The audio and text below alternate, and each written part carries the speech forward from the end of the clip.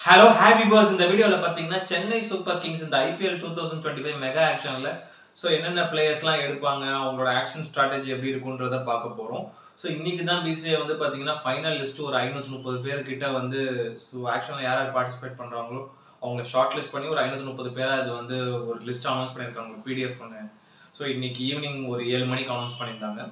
So அதில் மெயினாக வந்து பார்த்தீங்கன்னா நிறைய நல்ல யங்ஸ்டர்ஸ்லாம் அந்த லிஸ்ட்டில் இருந்தாங்க. நான் பார்த்தேன் நிறைய யங்ஸ்டர்ஸ், அதே மாதிரி வந்து பார்த்தீங்கன்னா ஒரு சில இந்தியன் நல்ல யங் பிளேயர்ஸ் எல்லாமே இருந்திருக்காங்க.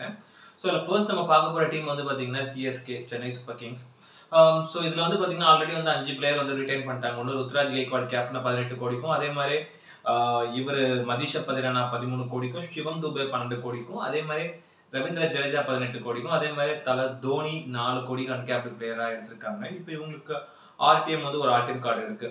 ஸோ இவங்க ஆக்சுவல் என்ன மாதிரி ஸ்ட்ராட்டஜி போய் எடுப்பாங்க அப்படின்றது வந்து பார்த்தீங்கன்னா ஸ்டார்டிங்ல வந்து மார்க்யூ 1 ஃபர்ஸ்ட் லிஸ்ட் செட்லேயே வந்து பார்த்தீங்கன்னா மார்க்யூ செட்லேயே வந்து நிறைய நல்ல பிளேயர்ஸ் வராங்க. நான் பார்த்தேன் ஒரு சிலர்லாம் பெரிய ஸ்டார் பிளேயர்ஸாக இருக்காங்க. ஏன்னா சிஎஸ்கே கிட்ட பர்ஸ் அமௌண்ட் இன்னொரு 55 கோடி தான் இருக்கு. அதனால நீங்க அந்த 55 கோடிக்குள்ள வந்து ஸ்மார்ட்டா எடுத்து ஒரு டீம் கோர் மெயின்டைன் பண்ணணும்ன்ற போது அவங்களால பெரிய பெரிய ஸ்டார் பேட்ஸ்மேன்ஸ்குள்ள சிஎஸ்கேவால பிட் பண்ணி எடுக்க முடியாது. நிறைய பேர் சொல்லிட்டு இருக்காங்க ரிஷப் பந்த் எடுப்பாங்க அப்படி இப்படின்றது. பட் பாசிபிளா நம்ம யோசிச்சு பார்த்தீங்கன்னா அது ரொம்ப ரொம்ப ஒரு 95% பாசிபிள் கம்மி தான். அப்படி இருக்கும்போது அந்த ஃபர்ஸ்ட் மார்க்கெட் லிஸ்ட்லேயே வந்து ஒரு நல்ல ஒரு பேஸ் பவுலர் இப்போ இந்தியாவுக்காக செமையா பிரமாதமா இந்தியன் T20 இன்டர்நேஷனல்ஸ்ல பயங்கரமா போட்டுட்டு வராரு. ஒரு வேர்ல்ட் கப் ஹீரோனே சொல்லலாம். வேர்ல்ட் கப்லயுமே ரொம்ப பிரமாதமா போலிங் போட்டாரு. இப்போ நடக்கிற எல்லா T20 மேட்சஸ்லயுமே இந்தியாவுக்காக பிரமாதமா போட்டுட்டு வராரு. அதுவும் பவர் பிளே ஓவரா இருக்கட்டும், டெட் ஓவரா இருக்கட்டும், ரொம்ப பிரமாதமா போட்டு விக்கெட் டேக்கரா மெயினா இருக்காரு. அவர் வேற யாரும் இல்ல, ஹர்ஷதீப் சிங். செம பவுலர் அவரு. லைக் லாஸ்ட் சீசனே அவர் வந்து பாத்தீங்கன்னா பஞ்சாப்ல தான் ஆடி இருந்தாரு. இது வரைக்கும் ஒரு ஐபிஎல் மொத்தமா பஞ்சாப் தான் ஆடிருக்காரு லாஸ்ட் ஒரு 5 சீசன்ஸ். பட் அவருக்கு வந்து இந்த வாட்டி அவர் ரீடைன் பண்ணல. பட் ஒரு நல்ல ஒரு பை தான் அவரு. பட் அவர் எதுக்கு 18 கோடி கொடுத்து நம்ம ரீடைன் பண்ணிக்கணும், ஆக்ஷன்ல விட்டு விடலாம் அப்படின்னு தான் பாத்துருக்காங்க. பட் அதுக்கப்புறம் ஒரு சில விஷயங்கள், ஒரு சில ஃபிட்லாம் அவர் போட்டு அதெல்லாம் நான் கேள்விப்பட்டேன். அதனால கண்டிப்பா அவர் திரும்பி அவர் பஞ்சாப்குள்ள போறதுக்கு பாசிபிள் ரொம்ப ரொம்ப கம்மியான. அதனால சிஎஸ்கே அவரை பிட் பண்ணலாம். ரொம்ப ஒரு ஒர்த்தான ஒரு பிளேயர். நிறைய பேர் இவரை பிட் பண்ணுவாங்க கண்டிப்பா. ஏன்னா இவருக்கு வந்து பாத்தீங்கன்னா ஒரு 10 கோடி 12 கோடி வரைக்கும் இவங்களுக்கு கண்டிப்பா போவாங்க. சிஎஸ்கே பரவாயில்ல போகட்டும், நமக்கு இன்னொரு ஒரு நல்ல ஒரு பவுலர் வேணும் அது பவர் பிளேல போடுறதுக்கு. ஏன்னா இத்தனை நாள் தீபக் சார், ஷர்துல் தாக்கரே நம்பியிருந்தாங்க. ஸோ ஒரு ஒரு ஆக்ஷன்ல விட்டு விட்டு எடுப்பாங்க. அவங்களும் ஒண்ணுமே பண்ண மாட்டாங்க. அதுவும் ஒரு சில டைம்ல பீக்ல தீபக் சார் நல்லா பண்ணியிருந்தாரு. அப்புறம் சுத்தமா எதுவும் பண்ணல. அதனால வந்து பாத்தீங்கன்னா உங்களுக்கு பவர் பிளேல போறதுக்கு சிஎஸ்கேக்கு ஒரு நல்ல பவுலர் ஃபர்ஸ்ட் தேவை. அது வந்து ஆக்ஷன் ஸ்டார்ட் ஆன ஒரு 15 நிமிஷம், ஒரு நிமிஷத்துக்குள்ள அந்த மார்க்கெட் லிஸ்ட்ல வந்து வராரு ஹர்ஷதீப் சிங். ஸோ இறங்கி செய்யலாம். ஒரு 12 13 கோடி வரைக்கும் தாராளமா பிட் பண்ணலாம். ஸோ அவர் கிடைக்க நிறைய பாசிபிலிட்டிஸ் இருக்கு. அதனால ஒரு 13 கோடி வரைக்கும் அவங்க பிட் பண்ணிட்டு போவாங்க சிஎஸ்கே. ஸோ ஏன்னா சிஎஸ்கேக்கு இவர் வந்து நல்ல ஒரு யூஸ்ஃபுல்லான ஒரு பவுலராக இருப்பார். ஏன்னா 11 வந்து டெத்துக்கும் இவர் வந்து பவர் பிளேக்கும் போது ஸோ இன் பிட்வீன் கேப்ல கண்டிப்பா ஸ்பின்னர்ஸ் எல்லாருமே வந்து பிளே பண்ணுவாங்க. அதுல மெயினா ரவீந்திர ஜடேஜா இருக்காரு. அதுக்கு அடுத்து இன்னும் ஒரு சில ஸ்பின்னர்ஸ் அவங்க எடுப்பாங்க. இன்னும் ஒரு சில ஸ்பின்னர்ஸ் வந்து பாத்தீங்கன்னா யுவி சஹால் போலாம். அது ஒரு நல்ல பாசிபிள். மெயினா மிடில் ஓவர்ஸ் நல்லா கண்டெயின் பண்ணுவாரு. அவரும் மார்க்கெட் லிஸ்ட் செட் 2ல வராரு. அவரு செகண்ட் செட்ல வராரு யுவி சஹால். அவரு ராஜஸ்தான் ஆடி இருந்தாரு இதுக்கு முன்னாடி. அதே மாதிரி ஆர்சிபி ஆடி இருந்தாரு. எல்லா டீமுமே அவர் ஆன டீம் எல்லாமே நல்ல ஒரு ஹையஸ்ட் விக்கெட் டேக்கரா தான் இருக்காரு. நல்லாவும் போலிங் போட்டிருக்காரு எக்கனாமிக்கலா. சில டைம் லைட் அடி வாங்குற 1-2 மேட்ச். அப்படி இருக்கும்போது இந்த சீசன் அவரை வந்து மெயினா ராஜஸ்தான் வந்து வெளியே கழட்டி விட்டது எனக்கு ஒரு ஷாக்கா தான் இருந்தது. அவரே ஏன் கழட்டி விட்டாங்க அப்படின்னு, துருவ் ஜுரல்லாம் 14 crores வாங்கிட்டு அப்படின்ற மாதிரி. பட் அவருக்கு சிஎஸ்கே கண்டிப்பா பிட் போலாம். எனக்கு பாசிபிளா படுது சிஎஸ்கே அவரை பிட் பண்ணுவாங்கன்றது. ஸோ சிஎஸ்கே லைனப்ல ஒரு நல்ல மேட்சப் ஆவாரு. ஒரு லெக் ஸ்பின்னர் கூட அட் சேம் டைம் சேப்பாக் மாதிரி கண்டிஷன்ஸ்ல லெக் ஸ்பின் வந்து நல்லா டர்ன் ஆகும். கண்டிப்பா அவருக்கு வந்து பாத்தீங்கன்னா விக்கெட்ஸும் நிறைய கிடைக்குன்ற போது அவருக்கு கண்டிப்பா போவாங்க. ஒரு 7-8 கோடி வரைக்கும் போவாங்க. அவர் அதுக்கு மேல போவாரான்றது என்னை பொறுத்த வரைக்கும் வந்து பாசிபிலிட்டி ரொம்ப கம்மி தான். ஒரு 7-8 crores வரைக்கும் போவாரு. சிஎஸ்கே அவரும் பிட் பண்ணி தூக்குனாங்கன்னா இந்த இந்த ஜடேஜா கூட சேர்ந்து போலிங் போறதுக்கு அவருக்கும் கொஞ்சம் யூஸ்ஃபுல்லா இருக்கும். ஒரு லெக் ஸ்பின்னராகவும் அவர் வந்து எடுக்கலாம். நிறைய பாசிபிலிட்டிஸ் இருக்கு. ஒரு நல்ல ஒரு பவுலர் கண்டிப்பா அவர் வந்து எப்படி ட்ரை பண்றாங்கன்றது பார்ப்போம். அதே மாதிரி வந்து பாத்தீங்கன்னா லியாம் லிவிங்ஸ்டன் அவரும் மார்க்கி செட் 2ல தான் வராரு. அவருக்கு ஒரு பிட் போலாம் கண்டிப்பா. நான் சிஎஸ்கே வச்சிருக்க அந்த 55 கோடியில வந்து ஒரு பிளேயருக்கு ஒரு 15 கோடி வரைக்கும் போலாம். மிச்சம் எல்லாருமே ஒரு 7-8க்குள்ள எடுத்தாங்கன்னா ஒரு கோரை செட் பண்ண முடியும். அப்படி இருக்கும்போது பாத்தீங்கன்னா ஸோ இவரை வந்து இந்த ஆக்ஷன்லேயே வந்து மெயினா சிஎஸ்கேக்கு அதிகமான ஒரு பிட்டு இவர் மேல போடுவாங்க அப்படின்னு எனக்கு தோணுது. லியாம் லிவிங்ஸ்டன் நல்ல ஒரு part time leg spinner, wicket taker, at the same time hard hitting batsman, ஸ்டேபிளாகவும் ஆடுவாரு. ஸோ இன்னிங்ஸை கொண்டு போய் ஃபினிஷ் பண்ணவே முடிப்பாரு. அந்த மாதிரியான ஒரு ஹிட்டர், ஒரு மிடில் ஆர்டர்ல ஒரு நம்பர் 4 நம்பர் 5ல பிரமாதமா ஆடக்கூடிய ஒரு இங்கிலாந்து ஆல்ரவுண்டர். அப்படி இருக்கும்போது இவர் ரொம்ப ஒரு யூஸ்ஃபுல்லா தான் இருப்பார் இவரு.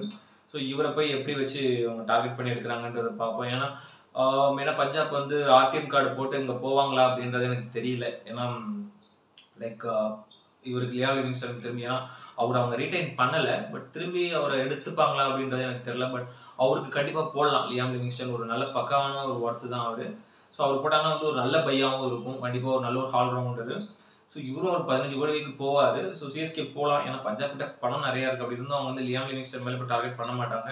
எனக்கு ரிக்கி பாண்டிங் அங்கே கோச்சா வந்ததுனால அவங்க எல்லாருமே வந்து பார்த்தீங்கன்னா ஆஸ்திரேலியன் பிளேயர்ஸ் மேலே தான் ப்ரிஃபர் பண்ணுவாங்கன்றதுனால கரெக்டான சான்ஸ் அந்த மார்க்கெட் செட் 2 வந்து ஒரு ½ hour ஒரு 40 மினிட்ஸ்க்குள்ள வரும் ஆக்ஷன் ஸ்டார்ட் ஆகி அந்த இடத்துல இவர் மேல ஒரு பெரிய பிட்டை போட்டு ஒரு 15 கோடிக்குள்ள போட்டு எடுத்துட்டாங்கன்னு வச்சுக்கோங்க. உங்களுக்கு வந்து ஒரு அளவு கோர் நல்லா செட் ஆயிடும்.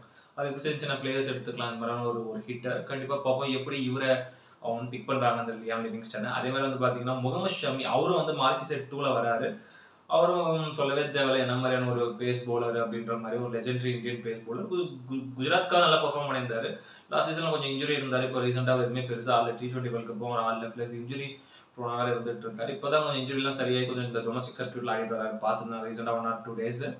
அப்படி இருக்கும்போது பார்த்தீங்கன்னா அவர் வந்து ரொம்ப ஒரு முக்கியமான ஒரு பவுலராக இருப்பார். அவர் வந்து ஜிடியும் வந்து பார்த்தீங்கன்னா ரீடைன் பண்ணல அந்த இன்ஜுரி ஸ்டேட்டஸ் என்னன்னு தெரியாம.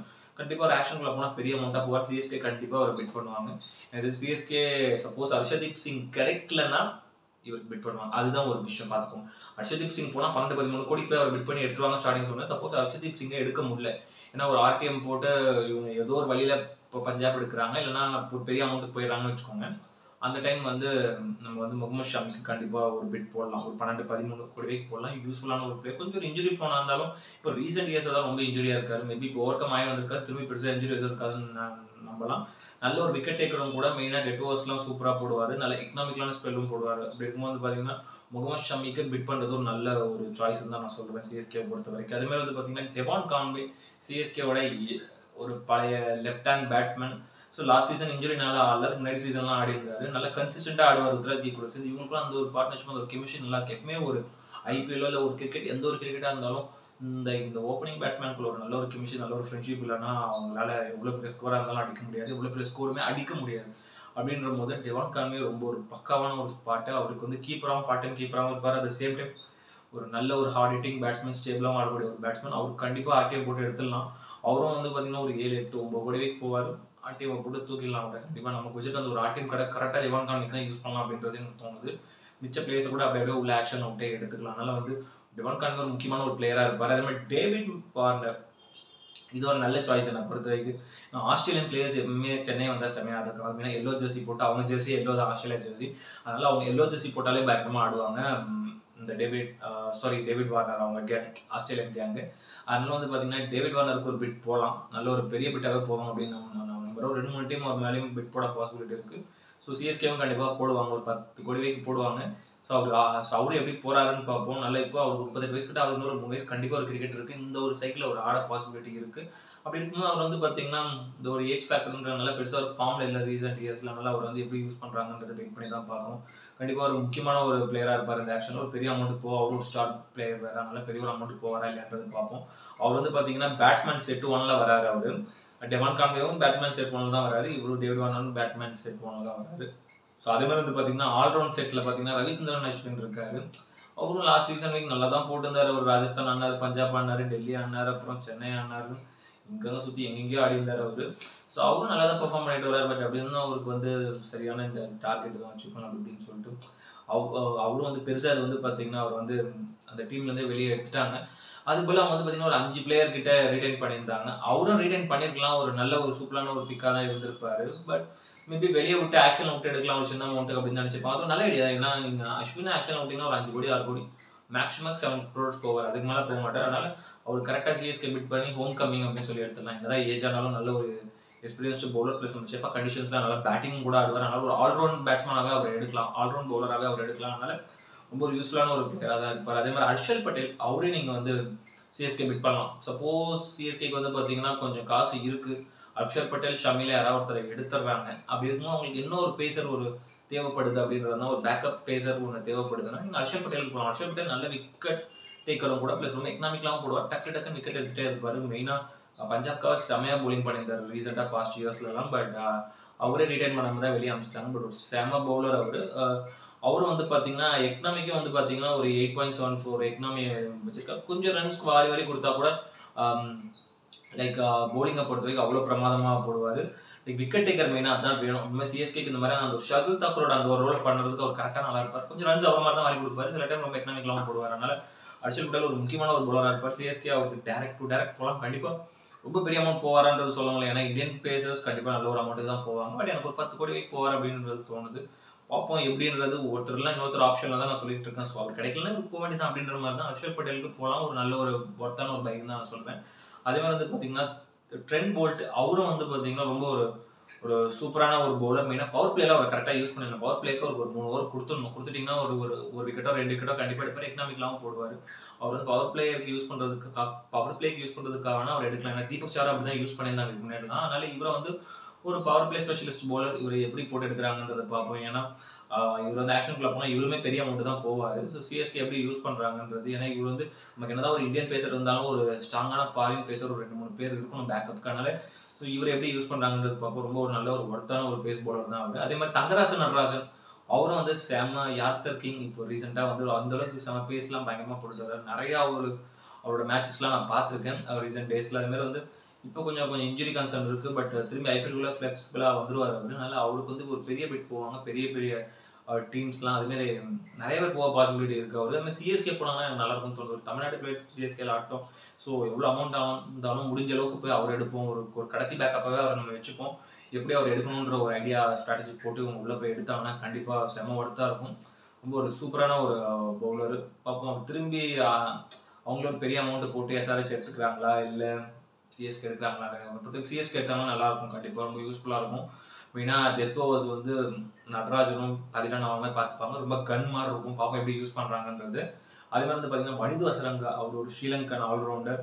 ரீசெண்டாக ஒரு 1 or 2 இயர்ஸில் ரொம்ப ஒரு பெரிய லைக் ஒரு ஹெல்த் இஷ்யூஸ் அப்படின்ற மாதிரி ரொம்ப இன்ஜுரி அந்த மாதிரியான ஒரு பிரச்சனை தான் இருக்கார் வனிது அசரங்கா. ஒரு சில கேஸ்லாம் மாட்டி பட் அவர் திரும்பி வந்திருக்காரு. ஸோ இன்டர்நேஷனல் டீம்ல நல்லா பர்ஃபார்ம் எடுத்தாரு. நிறைய டொமஸ்டிக் லீக்ஸ்லையும் நல்லா தான் ஆடிட்டு இருக்காரு. அவரும் ரொம்ப ஒரு யூஸ்ஃபுல்லான ஒரு பிளேயர் தான். பட் ஐபிஎல் அவருக்கு சரியா சான்ஸ் கிடைக்கல. ஒழுங்காக அவர் யூஸ் பண்ணல. பட் இன்டர்நேஷனல் டீமை பொறுத்த வரைக்கும் ரொம்ப பிரமாதம் ஆடிட்டு இருக்காங்க. அவரை வந்து கண்டிப்பாக வந்து வனிதா சர்மங்காவுக்கு சிஎஸ்கே பிக் பண்ணலாம். ரொம்ப நம்ம சேப்பாக கண்டிஷன்ஸ்க்கு நல்ல ஒரு ஒர்த்தான ஒரு ஸ்பின்னர், நல்ல ஸ்டேபிள் ஆடக்கூடிய ஒரு பேட்ஸ்மேன் கூட ரொம்ப முக்கியமான ஒரு ஆல்ரவுண்டராக இருப்பார். ஸோ இந்த இதை பொறுத்த வரைக்கும் எப்படி அவரை வந்து எடுக்கிறாங்கன்னு பார்ப்போம் சிஎஸ்கே. அதே மாதிரி வந்து பார்த்தீங்கன்னா துஷார் தேஷ்பாண்டே அவரும் வந்து பார்த்தீங்கன்னா நல்ல ஒரு விக்கெட் டேக்கர். லாஸ்ட் சீசன் நல்ல எக்கனாமிக்லாம் போலிங் போட்டிருந்தாரு. ஸோ அதை எக்ஸ்பெக்ட் பண்ணவே இல்லை. லாஸ்ட் சீசன்லாம் வந்து பார்த்தீங்கன்னா துஷார் தேஷ்பாண்டே சிஎஸ்கேக்காக பெருமையாக உழைச்சாரு. அப்போயும் அவங்களால குவார்டர் ஃபைனல்ஸ்லேயே தோத்தாங்க. பட் அவர் ரொம்ப சூப்பரான ஒரு பவுலர். அவர் திரும்பி வந்து கிக் பண்ணலாம். மேபி ஆர்டிஎம் கார்டு ஒரு ஆப்ஷன் இருக்கனால அந்த ஆர்டிஎம் இவர் மேலே கூட போட பாசிபிலிட்டி இருக்கனால வந்து ஒரு ஒர்த்தான ஒரு பவுலர் அவர். நல்ல கண்டிப்பாக இந்தியன் டீம்ல அவர் ஆடணும் அப்படின்றது என்னோட ஆசை. அதே மாதிரி வாஷிங்டன் சுந்தர் அவரும் வந்து பார்த்தீங்கன்னா சொல்லவே தேவையில்ல. ஒரு நல்ல ஒரு ஆல்ரவுண்டர், தமிழ்நாடு ஆல்ரவுண்டர். அவருக்கு இப்போ வந்து பார்த்தீங்கன்னா டெஸ்ட் மேட்ச்லாம் பிரமாதமாக ஆடினார். நியூசிலாந்து சீரீஸ் எல்லாம் வந்து சூப்பராக ஆடினார்.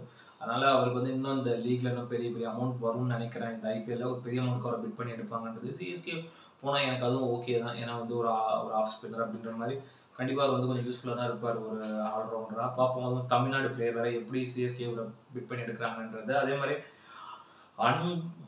அன்கிரேஷ் ரகுவன்ஷின்ற ஒரு யங்ஸ்டர் மெயினாக கேகேஆர் ஆடினார் லாஸ்ட் சீசனு.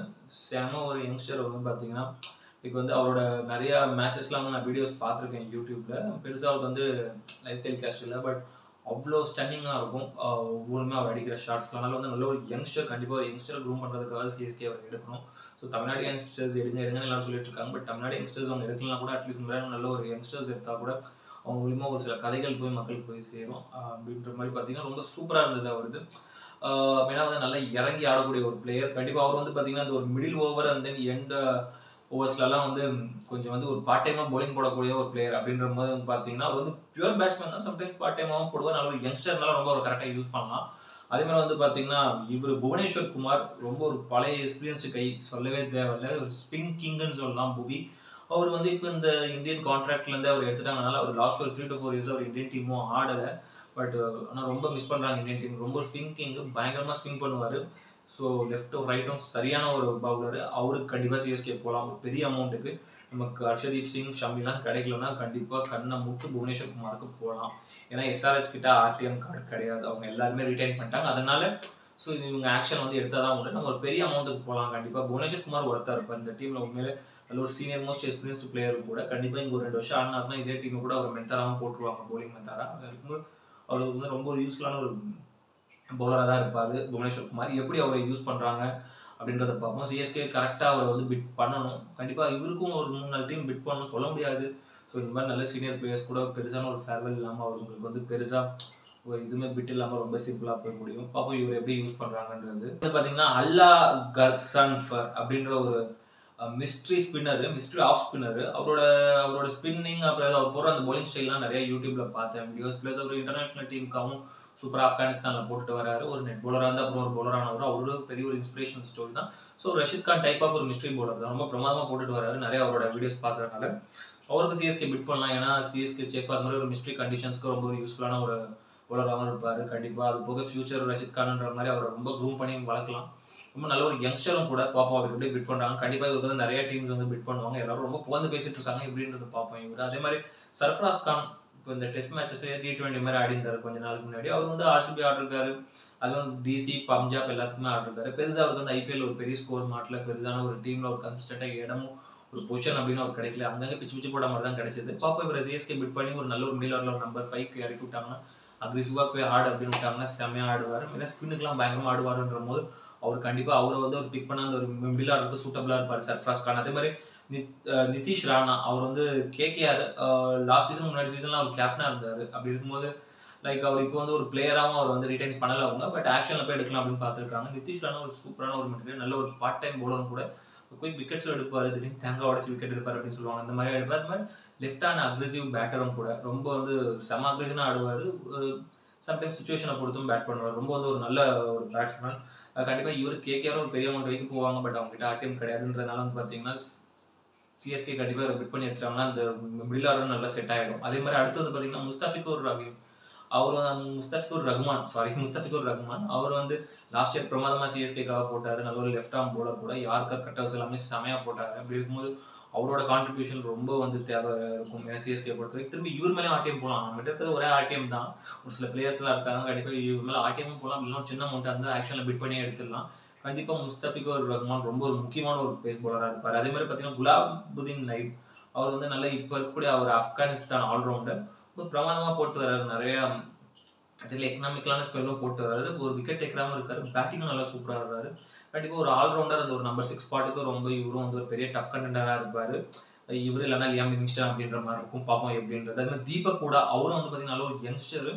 லாஸ்ட் சீசன் வரைக்கும் அவரும் வந்து பாத்தீங்கன்னா பஞ்சாப் ஆனாரு, எல்எஸ்ஜி ஆனாரு, எல்லாமே ஆனாரு. அவர் வந்து ஒரு அது என்ன சொல்றது ஒரு ஃபினிஷிங் ரோல் இல்லை வந்து இந்த மாதிரியான ஒரு இம்பாக்ட் பிளேயரா தான் அவரை யூஸ் பண்ணியிருந்தாங்க. அதனால ஒரு சூப்பரான ஒரு பிளேயர் அவர். ரொம்ப நின்று ஸ்டேபிளாகவும் ஆடுவார், அக்ரெசிவாக ஆடுவார். ஒரு சில அவரோட இன்னிங்ஸ்லாம் பார்த்துருக்கேன் நான் ஐபிஎல்ல. பிரமாதமா இருக்கும்.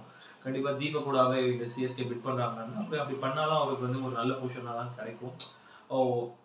நல்ல அந்த ஒரு மிடில் ஆர்டர் ரோல் அவருக்கு கண்டிப்பா கிடைக்கும். பார்ப்போம் எப்படின்றது. ஆல்ரெடி நம்ம மிடில் ஆர்டர் ஃபுல்லா தான் இருக்கு. பார்ப்போம் இந்த மாதிரி பேக்கப் பிளேயர்ஸ் வச்சா தீபக் கூடவே எடுக்கக்கூடிய பாசிபிலிட்டிஸ் இருக்கு. அதே மாதிரி வந்து பாத்தீங்கன்னா ராகுல் திரிபாதி ஒரு நல்ல ஒரு யங் சென்சேஷன். யங்னு சொல்ல முடியாது, 32 வயசு ஆகி போச்சு. பட் செம்ம அக்ரெசிவா ஆடிட்டு வராரு ஐபிஎல். அவருக்கு ஒரு பெரிய ரெக்கார்ட்ஸ் இருக்கு.